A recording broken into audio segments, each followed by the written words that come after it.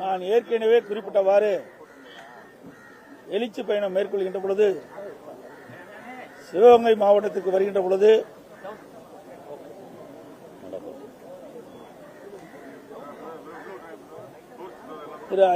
மறைந்த அஜித்குமார் அவர் வீட்டுக்கு சென்று அவர் தாயாரை சந்தித்து ஆறுதல் கூறுவதாக நான் குறிப்பிட்டிருந்தேன். அந்த அடிப்படையில் இன்றைய தினம் சிவகங்கை மாவட்டம் திருமணம் அருகே மடப்புறம் கோயில் காவலாளி மறைந்த அஜித்குமார் அவருடைய வீட்டிற்கு வந்து தாயாரை சந்தித்து அவருடைய சகோதரை சந்தித்து ஆறுதல் கூறியுள்ளோம். இது மிகுந்த வேதனைக்கும் வருத்தத்திற்கும் கண்டனத்துக்கும் உரியது.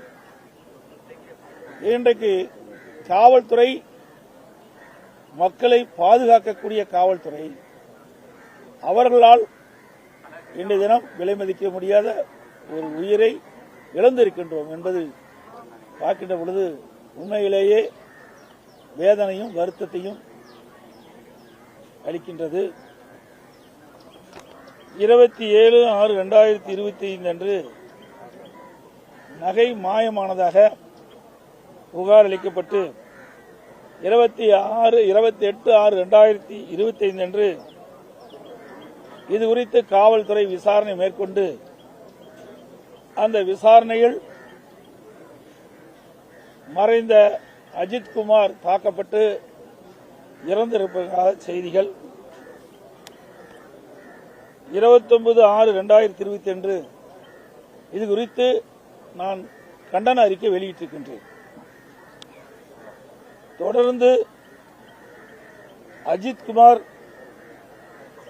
குடும்பத்தினர் தங்களுக்கு நீதி கிடைக்க வேண்டும் என்று போராட்டத்தில் ஈடுபட்டார்கள். அவர்களோடு அனைத்து இந்திய அண்ணா திராவிட முன்னேற்ற கழகத்தைச் சேர்ந்த எங்களுடைய மாவட்ட செயலாளர் அவர்களும் சட்டமன்ற உறுப்பினராக இருந்த அறிவிச்சவர் செந்தில்நாதன் அவர்களும் என்னுடைய கழக நிர்வாகிகளும் தொண்டர்களும் அவர்களோடு இணைந்து மறைந்த அஜித்குமார் நீதி கிடைக்கின்ற விதமாக போராட்டத்தில் ஈடுபட்ட காரணத்தினால் வேறு வழியின்றி இந்த அரசு இந்த அஜித்குமார் விசாரணையின் போது தாக்கப்பட்ட காவலர்கள் மீது வழக்கு பதிவு செய்து அவர்களை கைது செய்திருக்கின்றார்கள். அதே நேரத்தில் அனைத்து இந்திய அண்ணா திராவிட முன்னேற்ற கழகம் எங்களுடைய வழக்கறிஞர் மாரிஸ்குமார் என்பவர் இது குறித்து மதுரை உயர்நீதிமன்ற கிளையில் வழக்கு தொடர்ந்தார். அதோடு மதுரை உயர்நீதிமன்றமும் தானாக முன்வந்து இந்த வழக்கை விசாரிக்கின்ற பொழுது ஒரு குடிமகனை அரசே உயிரிழப்பதற்கு காரணமாக இருந்துவிட்டது என்று கண்டனம் தெரிவித்திருக்கிறார். அனைத்து இந்திய அண்ணா திராவிட முன்னேற்ற கழக மறைந்த அஜித்குமாருக்கு நீதி கிடைக்க வேண்டும் என்ற அடிப்படையிலே போராட்டமும் நடைபெற்றும். ஆகவேதான் இன்றைய தினம் இந்த அரசு வேறு வழியின்றி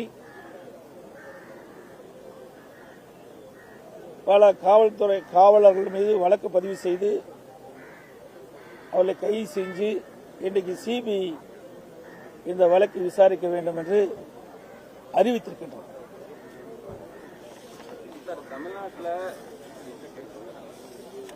ஆனா இதில் ஒரு சம்பவம் என்னவென்றால், இது காவலர்களாக இவ்வளவு பெரிய தாக்குதலை ஏற்படுத்தியிருக்கலாம் என்று சொல்லுகின்ற போது ஐயம் ஏற்படுகின்றது, சந்தேகம் ஏற்படுகின்றது. என்று சொன்னால் காவல்துறை சம்பந்தப்பட்ட இந்த விசாரணை போது ஈடுபட்டுள்ள காவல்துறை சேர்ந்த அதிகாரிகளுக்கு காவலர்களுக்கு ஏதோ ஒரு பகுதியிலிருந்து மிகப்பெரிய அழுத்தம் கொடுத்த காரணத்தினால்தான் அவர்கள் இப்படிப்பட்ட தாக்குதலை நடத்தியிருக்கா என்று பரவலான செய்திகள். அது மட்டுமல்ல, அஜித்குமாருடைய உடற்குறு ஆய்வில் பார்க்கும்போது 44 இடங்களில் அவர்கள் கடுமையாக தாக்கப்பட்டிருப்பதாக அந்த மருத்துவ அறிக்கை வெளியிடப்பட்டிருக்கின்றது. அதனால்தான் அவர் இறந்தார் என்றும் வெளியாகியிருக்கின்றது அந்த அறிவிக்கையின்படி. ஆகவே முழு பொறுப்பு இந்த அரசாங்கம் தான் ஏற்க வேண்டும். இன்றைக்கு இந்த அரசாங்கம் சரியான முறையிலே இந்த வழக்கை விசாரிக்கப்பட்டிருந்தால் விலை மதிக்க முடியாத ஒரு உயிரை இழந்திருக்க மாட்டோம் என்பதுதான் என்னுடைய கருத்து. வழக்கு பதிவு செய்யாமலேயே ஒருவரை அழைத்து சென்று மிருகத்தனமாக தாக்கி அந்த வழக்கை மறைக்க இந்த அரசு ஏராளமான வேலைகளை பார்த்திருக்கிறார்கள். சிசிடிவி காட்சிகள் வெளியான பிறகுதான் இந்த உண்மை வழக்கு பதிவு செய்யப்படுகிறது. அதன் பிறகு சஸ்பெண்ட் செய்யப்படுகிறது. நேற்றைய தினம் நெல்லையிலே ஒரு 75 வயது மதிக்கத்தக்க ஒரு மூதாட்டியை மிதித்தே கொண்டிருக்கிறார். இதை எப்படி ஐயப்பார்கள்? இந்த அரசாங்கம் எப்பொழுது பதவியேற்றதோ அப்பொழுது சட்ட ஒழுங்கு சீர்கெட்டு விட்டது. நான் ஏற்கனவே குறிப்பிட்டேன், சம்பவம் நடைபெற்று விட்டது. இது அரசாங்கத்துக்கும் தெரியும், காவல்துறை உயர் அதிகாரிகளுக்கும் தெரியும். உடனடியாக நடவடிக்கை எடுக்காமல் காலம் தாழ்த்தி இதில் ஒரு நாடகத்தை அரங்கேற்றி இதை நீத்து போக, இந்த வழக்கை நீத்து போவதற்கான நடவடிக்கை மேற்கொண்ட காரணத்தினால்தான் அனைத்து இந்திய அண்ணா திராவிட முன்னேற்ற கழக எங்களுடைய சட்டமன்ற உறுப்பினர் செந்தில்நாதன் அவர்கள் இந்த போராட்டத்தில் ஈடுபடுத்த செய்து அந்த மறைந்த அஜித்குமார் அவர்களுக்கு நீதி கிடைக்க வேண்டும் என்ற அடிப்படையில் தான் நாங்கள் போராட்டம் நடத்த காரணத்தினால தான் வேற வழி இல்லாமல் சிபிஐக்கு இவர்கள் இந்த வழக்கை ஒப்படைத்திருக்கின்றார்கள். சார், தமிழ்நாட்டில் ஒரு புறம் பார்த்தீங்கன்னா லாக்அப் டெத்து அதிகமாக அந்த 4 ஆண்டுகள் இருந்தது. இன்னொரு பக்கம் பார்த்தீங்கன்னா தென் தமிழகத்தில் ஆணவ படுகொலைன்றதும் தொடர்ந்து நடைபெற்றிருக்கின்றது. சிவகங்கை, புதுக்கோட்டை மாவட்டங்களில், நெல்லையில் கூட பார்த்தீங்கன்னா இங்கே மட்டும் இல்லை, தமிழ்நாடு முழுவதும் நடந்துட்டு இருக்குது. இன்றைக்கு கொலை, கொள்ளை, திருட்டு நடக்காத நாளே இல்லை. இன்னைக்கு பார்த்தீங்கன்னா நேற்று தினம் ஒரு மாணவன், 2 மாணவர்களுக்கு இருக்கின்ற பிரச்சனை அடிப்படையில் ஒரு மாணவன் இருசக்கர வாகனத்தில் செல்கின்ற பொழுது அவரை காரை மோதி அவரை கொலை செய்ததாக பத்திரிகை செய்தி. ஆக தினந்தோறும் நடந்துட்டு இருக்குது. ஒரு நாள் 2 நாள் அல்ல. இன்றைக்கு அந்த காலத்தில் பார்க்கின்ற பொழுது இன்றைக்கு உங்களுடைய தொலைக்காட்சியிலையும் பத்திரிகையிலையும் தங்க நிலவரம் என்ன, வெள்ளி நிலவரம் என்ன, அப்படித்தான் வந்துட்டு இருக்குது. இப்ப கொலை நிலவரம் என்ன, கொலை பட்டியல் நிலவரம் என்ன, அப்படிதான் அறிவிப்பு வருது, தொலைக்காட்சியில் செய்தி வருகிறது. அந்த அளவுக்கு சட்ட ஒழுங்கு தமிழகத்தில் அடியோடு சீர்கட்டு விட்டார். இன்னைக்கு 20 ஆணவ படுகொலை நடந்ததாக எங்களுக்கு கிடைத்த தகவல்படி 20 ஆணவ படுகொலை நடந்திருக்குது. இது வன்மையாக கண்டிக்கத்தக்கது. இந்த தமிழகத்தில் சட்ட ஒழுங்கு இருக்கின்றதா என்ற ஒரு கேள்வி மக்களிடத்தில் எழுந்திருக்கு. குடும்பத்துக்கு கொடுக்கப்பட்ட வேலை வாய்ப்பு சரியில்லை, கொடுக்கப்பட்ட இடமும் ரொம்ப தொலைதூரத்தில் கொடுத்திருக்காங்க, குற்றச்சாட்டு வச்சிருக்காங்க. அதை பத்தி அவர் வழக்கு செய்வதே வேண்டா விருப்பதான் வழக்கு பதிவு செஞ்சிருக்கிறாங்க. வேற வழி இல்லாம இன்றைக்கு மக்களிடத்திலிருந்து மிகப்பெரிய எதிர்ப்பு, ஊடகம் பத்திரிகைக்கும் இது வெளியில் வந்துவிட்டது. அனைத்து இந்திய அண்ணா திராவிட முன்னேற்ற கழகம் இது உண்மைத்தன்மையை அறிய வேண்டும், இது குடும்பத்துக்கு நீதி கிடைக்க வேண்டும் என்ற அடிப்படையில் செயல்பட்டது. அதற்கு மேலாக உயர்நீதிமன்றமும் கண்டித்து விட்டது. இதையெல்லாம் கருத்திலே கொண்டு வேறு வழி இல்லாம தான் சிபிஐக்கு ஒப்படைச்சிருக்கிறாங்க. ஆகவே ஆரம்பத்திலிருந்து நீங்க பார்க்கின்ற பொழுது இந்த அரசு இந்த வழக்கில் எந்தவித அக்கறையும் செலுத்தவில்லை என்பதுதான் தெரிகிறது. அதனாலதான் வேண்டா விருப்பம் ஒரு வேலை கொடுத்து அதுக்கு ஒரு நிதி கொடுத்திருக்கிறாங்க. நிச்சயமாக அவருக்கு நல்ல வேலை கிடைக்கும்.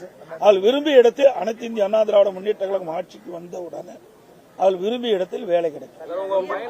இப்பொழுது கூட அனைத்து இந்திய அண்ணா திராவிட முன்னேற்ற கழகத்தின் சார்பாக இன்னும் ஒரு 3 நாள்ல அது செக்கா கொடுக்கணும், கேஷா கொடுக்க முடியாது சட்ட நீதியா.